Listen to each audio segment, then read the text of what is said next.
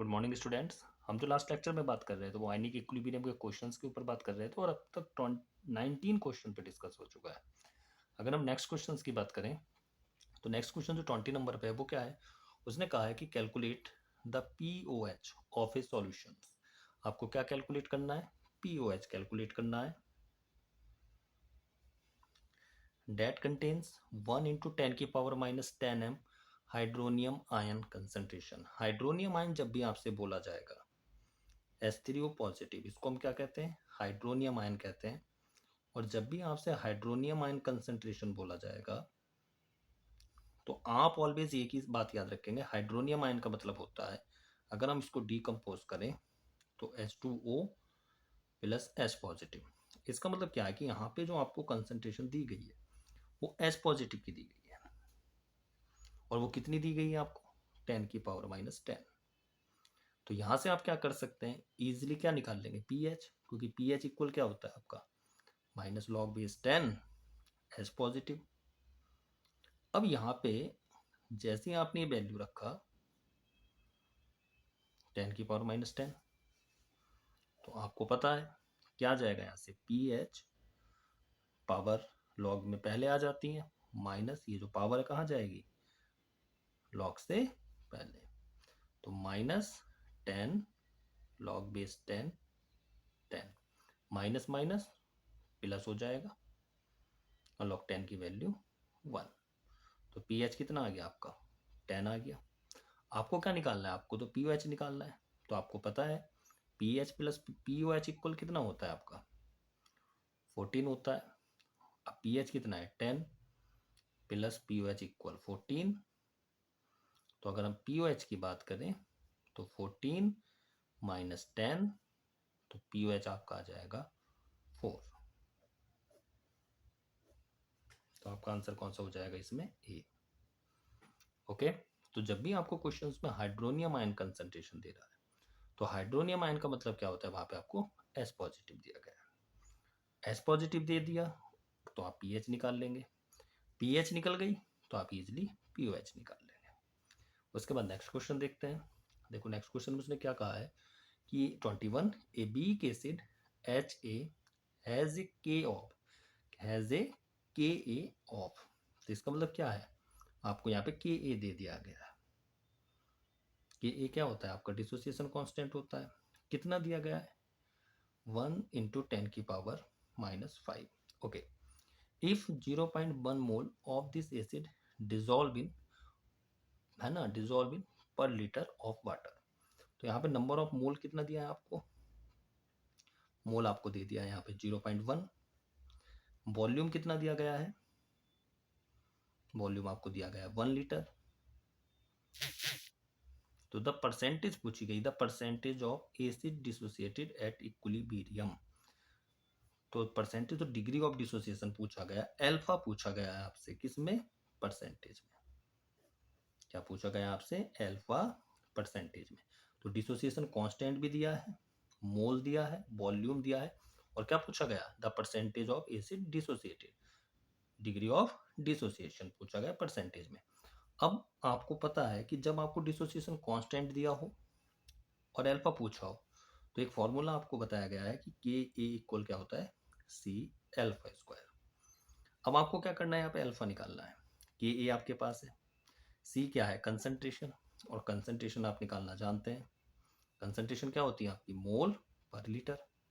तो मोल कितने दिए गए आपको? भाई ये तो होती है ना एन अपॉन बी, मोल पर लीटर। अब मोल कितना दिया गया आपको? 0.1। और वॉल्यूम कितना है? 1। तो कितना आ गया आपको? 0.1 आ गया। तो इसका मतलब क्या है? आपके पास के ए भी आ गया और आपके पास सी भी आ गया। एल्फा आप निकाल लेंगे। अब के ए कितना है? 10⁻⁻5। कंसंट्रेशन कितनी है? 0.1। क्या निकालना है? Alpha square. ये कहाँ जाएगा? अपॉन में।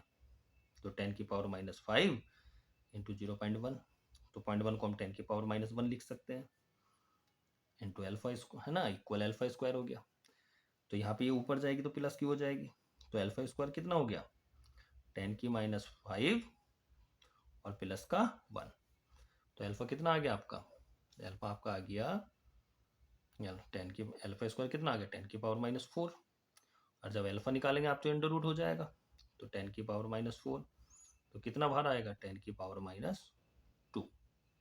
अब आपको परसेंटेज में निकालना है, तो जब परसेंटेज में निकालेंगे तो इन दो जीरो से ये पावर कट जाएगी, तो अल्फा कितना आ जाएगा आपका 1%। ये क्वेश्चन बहुत ज़्यादा इंपॉर्टेंट है, बहुत ही ज़्यादा इंपॉर्टेंट है, तो आपका आंसर ए हो जाएगा। और इस क्वेश्चन को आप जरूर करके जाए। नीट 2023 के लिए ये क्वेश्चन सबसे ज़्यादा बेस्ट है। जब भी आपसे डिग्री ऑफ डिसोसिएशन की परसेंटेज पूछी जाए और आपको डिसोसिएशन कांस्टेंट दिया जाए और कंसंट्रेशन दी जाए, ये क्वेश्चन बहुत ज़्यादा इंपॉर्टेंट है। आप इसे बहुत अच्छे से पढ़िए, याद रखिए। नेक्स्ट क्वेश्चन 22 की अगर हम बात करें तो 22 में क्या है देखते हैं। उसने कहा है कि the ionization constant of NH4OH। यहाँ पे आपको NH4OH का आयनाइजेशन कांस्टेंट दिया है। देखिए आयनाइजेशन कांस्टेंट या डिसोसिएशन कांस्टेंट बात एक ही होती है, याद रखना। अगर वो आपसे आयनाइजेशन कांस्टेंट बोल रहा है या डिसोसिएशन कांस्टेंट बोल रहा है, तो आयनाइजेशन कांस्टेंट और डिसोसिएशन कांस्टेंट एक ही बात होती है, जिसको हम K से रिप्रेजेंट करते हैं। अगर हमने यहाँ पे एसिड लिया है तो A लगा देते हैं, और बेस आया है तो B लगा देते हैं। तो यहाँ पे तो NH4OH है, तो आपका जो आयनाइजेशन डिसोसिएशन कांस्टेंट क्या हो जाएगा K, बेस है तो B, एसिड है तो A। कितना दिया गया है 1.77 इंटू 10⁻⁵। इतना आपने कर लिया। आगे उसने क्या कहा है हाइड्रोलाइसिस कांस्टेंट बताना है, जिसको हम KS से रिप्रेजेंट करते हैं। ये आपसे पूछा गया है। तो देखिए इसका बड़ा इजी सा फॉर्मूला होता है KH इक्वल KW/KB। मान लीजिए यहाँ पे एसिड होता कोई, जैसे मान लीजिए CH3COOH होता, तो उसके लिए क्या आ जाता Ka, तो उसमें Ka लगा देते। अब आपसे यहाँ पे क्या पूछा गया है KH पूछा गया है। अब KW की वैल्यू तुम्हें पता है कितना होती है 10⁻⁴। कांस्टेंट है, फिक्स होती है, तो KW की वैल्यू कितनी होती है 10⁻⁴। आपने ये लिख दिया। और KB कितना दिया गया आपको, ये क्वेश्चन में दिया गया है कितना 1.77 इंटू 10⁻⁵। अभी ऊपर जाके प्लस की हो जाएंगी, तो 10 की पावर कितना बचेगा -9, और नीचे 1.77। पॉइंट हटा देंगे, एक दो डिजिट 2 जीरो हो गया। अभी जाएगा नहीं, तो आप क्या करेंगे एक जीरो और लगा लेंगे, तो ये 1000 हो गया। और यहाँ पे पावर कितनी होगी 10⁻⁻10, और नीचे 177। तो इससे जब हम इसको डिवाइड करेंगे तो 5 पॉइंट समथिंग, तो 5.6 इंटू 10⁻⁻10, ये आपका आंसर आ जाएगा इसमें 5.6 इंटू 10⁻⁻10। ओके, बहुत इंपॉर्टेंट है। डिसोसिएशन कांस्टेंट याद रखिए, डिसोसिएशन कांस्टेंट को आयनाइजेशन कांस्टेंट कहते हैं। अगर बेस है तो क्या लगा देते हैं KB, और एसिड है तो क्या लगा देते हैं Ka। और जब भी हाइड्रोलाइसिस कांस्टेंट पूछेगा तो हाइड्रोलाइसिस कांस्टेंट KH इक्वल क्या होता है आपका KW/KB या Ka। ओके, नेक्स्ट क्वेश्चन देखें।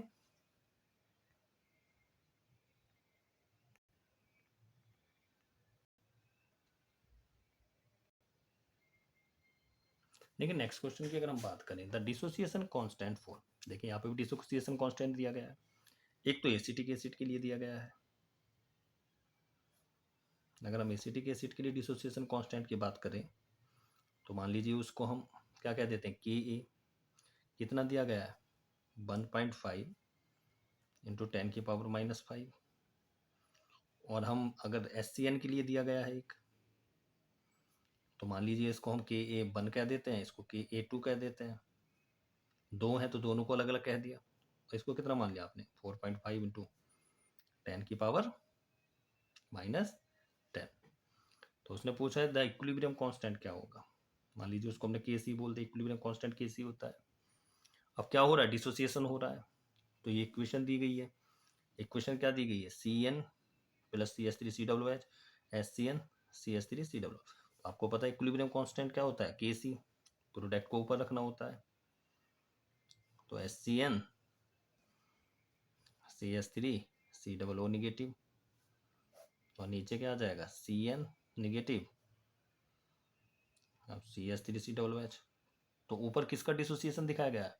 डिसोसिएशन वो होता है बेटा जिसपे चार्ज आ जाए, HCN को नहीं देखना है। डिसोसिएशन मतलब जो ब्रेक हो गया है, तो कौन हो गया CH3COO निगेटिव। तो यहाँ पे किसका डिसोसिएशन कांस्टेंट रखेंगे आप? एसिटिक एसिड का, क्योंकि यही तो डिसोसिएट हो रहा है। और नीचे कौन डिसोसिएट हुआ है? CN। तो CN का मतलब किसको रखेंगे? HCN वाले को। तो ऊपर किसकी वैल्यू रखेंगे? Ka1 की। तो Kc इक्वल Ka1 कौन है आपका? एसिटिक एसिड डिसोसिएट हो रहा है, कितना है 1.5 इंटू 10⁻⁻5, और नीचे कौन आ जाएगा HCN वाला 4.5 इंटू 10⁻10। इस पॉइंट से ये पॉइंट कितनी बार गया? 3 टाइम्स, तो 1/3 और 10⁻5, और ये ऊपर जाके क्या हो जाएगी प्लस की, तो कितना आया 1/3 इंटू 10⁻5। अगर एक जीरो लगा लें तो 10/3 एक जीरो लगा ली, और यहाँ पे कितना हो गया 10⁻4, तो 3 है ना, तो 3.3 इंटू 10⁻4, तो 3 इंटू 10⁻4 आ गया। तो आंसर कौन सा हो गया आपका? सी। ओके, कर लेंगे आप। ठीक है, नेक्स्ट क्वेश्चन की बात करें तो देखिए नेक्स्ट क्वेश्चन क्या है, which one of the following pairs of solution is not an acidic buffer. इसने पूछा है कि इनमें से कौन सा एसिडिक बफर नहीं है। तो देखिए जब भी आपसे किसी भी बफर की नेचर पूछता है, यहाँ पे क्या पूछा गया आपसे कि इनमें से कौन सा एसिडिक बफर नहीं है। तो देखिए वैसे तो इसकी बहुत शॉर्ट ट्रिक होती है, आप कभी भी सॉल्ट को मत देखिए, जिस बफर की नेचर पूछी है, कौन से बफर की नेचर पूछी है कि इनमें से कौन सा एसिड है। मान लीजिए वो कहता है कि कौन सा बेसिक है, दो ही कंडीशन हो सकती है, तो एसिड हो सकता है या बेसिक हो सकता है। तो जिस बफर की भी नेचर पूछी, यहाँ पे एसिड पूछा है, तो सॉल्ट को मत देखिए, एसिड को देख लीजिए, क्योंकि जिसका भी हम बफर बनाते हैं वो एसिड हमेशा वीक होना चाहिए। कैसा होना चाहिए? वीक। अब हमें इनमें ये देखना है कि जो एसिड वीक होंगे वो बफर एसिडिक होगा, और जिसमें एसिड वीक नहीं होने का वो कैसा होगा? वो एसिडिक बफर नहीं होने का। अब यहाँ पे हम एसिटिक एसिड की बात करें तो कैसा है? वीक। कैसा एसिड है? वीक। तो इसका मतलब क्या है? एसिडिक बफर पूछा है, जो भी बफर पूछा जाएगा, यहाँ पे एसिडिक पूछा गया है, तो अगर एसिडिक बफर पूछ रहा है तो उसका एसिड वीक होना चाहिए। मैं बेसिक बफर पूछता तो उसका बेस वीक होना चाहिए। तो इसमें एसिडिक बफर पूछा है, तो CH3COOH कैसा होता है? Weak acid. इसका मतलब ये है। H2OCH3 कैसा पूछा एसिडिक बफर? ये वीक एसिड है। तो जैसा बफर पूछेगा उसका एसिड वीक होना चाहिए। एसिडिक में वीक एसिड, बेसिक बफर होता है वीक बेस। ओके, अब यहाँ पे H3PO4 की बात करें, ये भी कैसा होता है? वीक होता है, ये भी होगा। लेकिन अगर हम HClO4 की बात करें तो ये आपका वीक एसिड नहीं होता है। इसका मतलब इसका आंसर कौन सा हो जाएगा आपका? डी। अब आपको कैसे पता चले कि वीक एसिड है या नहीं है? देखिए ये मैंने लास्ट लेक्चर में बताया था, जितनी हाइड्रोजन होती है उतनी हाइड्रोजन से उतनी ऑक्सीजन कट कर दिया करो। अगर कोई भी कंपाउंड आपके पास ऐसा है जिसमें हाइड्रोजन ऑक्सीजन दोनों आ रही है, तो जितनी हाइड्रोजन उतनी ऑक्सीजन कट कर दो। अगर ऑक्सीजन आपकी 0 या 1 आए तो वो वीक है, वो एसिड कैसा है? वीक। और ऑक्सीजन अगर 2 या 3 आए तो वो क्या है? स्ट्रॉन्ग है। समझ गए आप? अब यहाँ पे देखो, 2 हाइड्रोजन से 2 ऑक्सीजन, तो ऑक्सीजन एक बची, वीक। 3 हाइड्रोजन से 3 ऑक्सीजन कट गई, कितनी बची? एक, वीक। यहाँ पे 1 हाइड्रोजन से 1 ऑक्सीजन कटी, कितनी ऑक्सीजन बची? 3, स्ट्रॉन्ग। तो ये एसिडिक बफर नहीं हो सकता, क्योंकि हम जिस बफर को पूछते हैं, क्वेश्चन में पूछते हैं, तो वो बफर का जो है वीक होना चाहिए। जैसे मैंने एसिडिक बफर पूछा तो उसके अंदर एसिड वीक होना चाहिए। मान लीजिए मैं बेसिक बफर पूछता तो उसके बफर में बेस कैसा होना चाहिए? वीक होना चाहिए। बड़ा सीधा सा कॉन्सेप्ट है, जो भी बफर पूछा है बस ये देख लो उसमें वो वीक ही होना चाहिए। एसिडिक बफर पूछा तो एसिड वीक होना चाहिए, बेसिक बफर पूछा तो वीक क्या होना चाहिए? बेस होना चाहिए। याद कर लेंगे आप।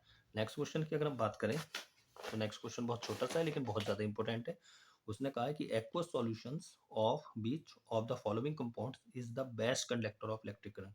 तो जब भी आपसे बेस्ट कंडक्टर की बात करेगा तो एक ही पॉइंट याद रखना, स्ट्रॉन्ग एसिड। जो आपका स्ट्रॉन्ग एसिड होगा वही आपका बेस्ट कंडक्टर ऑफ इलेक्ट्रिसिटी। तो कौन है? HCl। ये याद रखना है, इसमें strong acid always best conductor of electricity. Okay, take care.